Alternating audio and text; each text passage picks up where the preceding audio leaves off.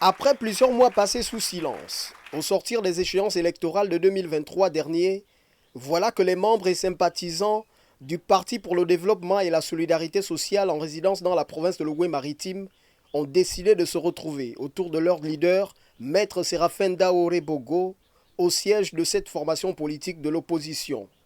Donc ces retrouvailles étaient très capitales parce qu'il a voulu avoir l'assentiment des populations de Port-Gentil, d'abord par rapport au coup de la libération, et puis par rapport, vous savez, comme dans toute formation politique, après une élection, il faut revoir les troupes. Au PDS, nous avons beaucoup de personnes qui sont en train d'adhérer massivement au niveau de la province de l'Ogooué-Maritime. Il était temps qu'ils rencontrent ces personnes et donnent les directives. Pour un parti qui se veut être une force de proposition comme le PDS, il était de bon augure de mettre en revue ses contributions, notamment à la veille du dialogue national inclusif qui pointe à l'horizon. Et comme vous le signifiez, c'est vrai que nous sommes à l'avant-veille d'une concertation politique nationale majeure.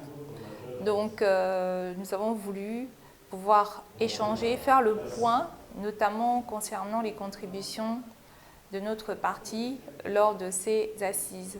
Le PDS est un parti social qui se veut être aussi une force de proposition.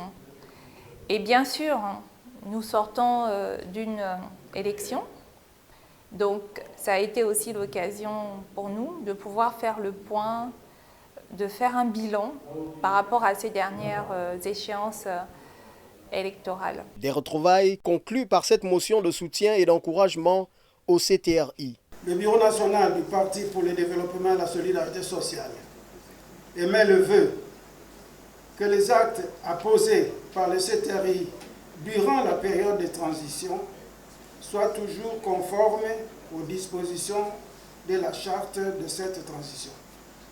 Par ailleurs, le bureau du Parti pour le développement et la solidarité sociale encourage le président Brice Clotaire Oligui Nguema à demeurer pragmatique et fidèle à ses engagements pour l'essor vers la célicité que les Gabonais qui ont salué le coup de libération du 30 août 2023 attendent de lui. Ce fut enfin une occasion pour le PDS de lancer ses activités dans la 8e province du Gabon en passant par sa capitale, Port-Gentil.